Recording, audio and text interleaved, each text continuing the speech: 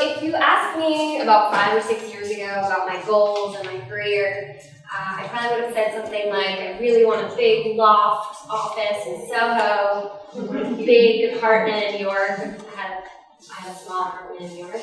And I would like a feature in Forbes or New York Magazine. If you asked me today, I would say I really want a goat and a few cows and a really big field to hang out with them. So I did it before and after. I mean, I'm the same, but not really. So this was maybe about 5 years ago. So in 2007, I was still in college. I was a junior in college, and I started a wedding planning business in New York. I didn't tell my clients that I was still in college, obviously. I looked young, and I still look young, but I knew what I was talking about, so it worked out. And I did that for almost a decade. I came to Israel for a little bit, came back. I did actually someone in this room's wedding in New York.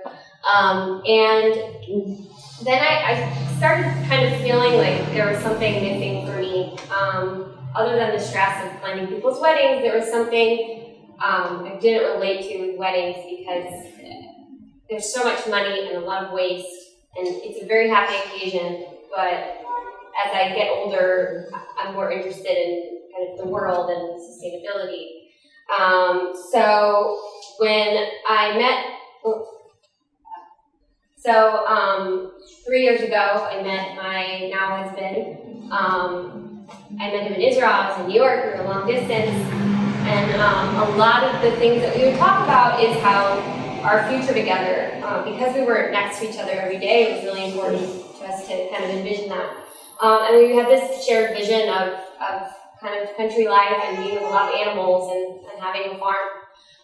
So I started really getting into that and kind of focusing on that while still owning my business until I moved to Israel about a year ago. And the plan there was to get a house and live in Hoda Sharon and just start experimenting, and so that's what we did.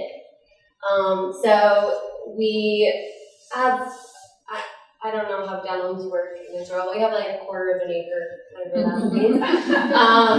And he's not there. The guy that looks super dirty, because none of the clothes that we own are nice. This is my only thing that has.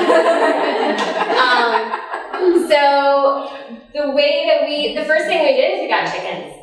So Rob built a coop, you could see it there, and we started growing I got tons of seeds and starting seeds. A lot of them didn't work out. It's not just water, you have to really baby them the same way you do with the animal. And started building things for our house rather than buying them. It's just been really important to us to start using things that we have rather than going and buying things. So this is our chickens. We have 3. So the story is our contract with our landlord was you're only allowed to have up to 3 chickens. We wanted like 1,000. So we get eggs every day, but the thing with chickens is if you get them as chicks, you don't know if they're a boy or a girl. So the hope is that they're girls because boys don't lay eggs. So we've had 7 chickens. We've had Nicholas cage-free.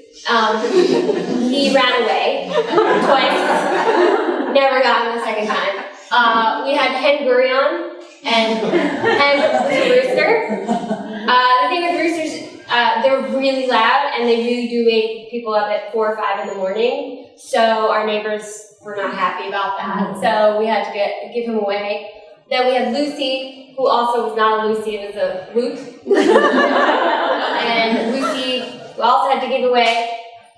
And then we had, this is also like over not that much time, that you basically feed them for 6 months and then you find out that it's a boy and you're not gonna get it yet. And then we had Benedict, also a rooster. And finally we bought one as we already knew she was a girl, so we started getting eggs, and we had 2 more, Golden and Bree, and Bree stands for return on investment. So, because at that point you put a lot of time in just to give them away to somebody.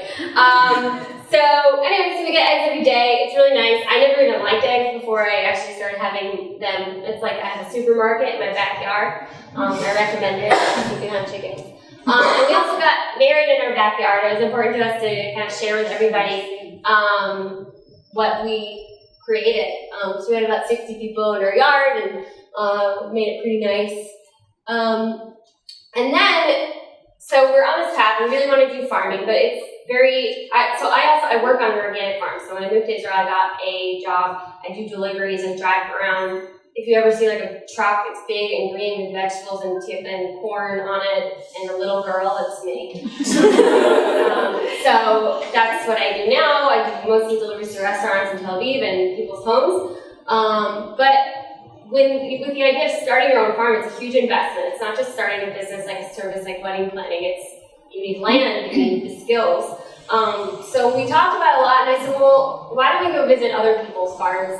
And we said, well, let's use our honeymoon as a excuse to do that. So instead of a honeymoon, we took a farming moon. And basically, we reached out to tons of farms. It ended up being that we went to Italy, the UK, and part of the East Coast in the States, and just went to these small, sustainable farms, from people who had a dairy farm to vegetables and to meat. One person had an agriturismo in Italy, which is basically, you have a farm that supports your hotel business, like they had a cooking school. So, and then from there, we decided, well, all we do is listen to podcasts. Rob is a chef, so that's what he does all day.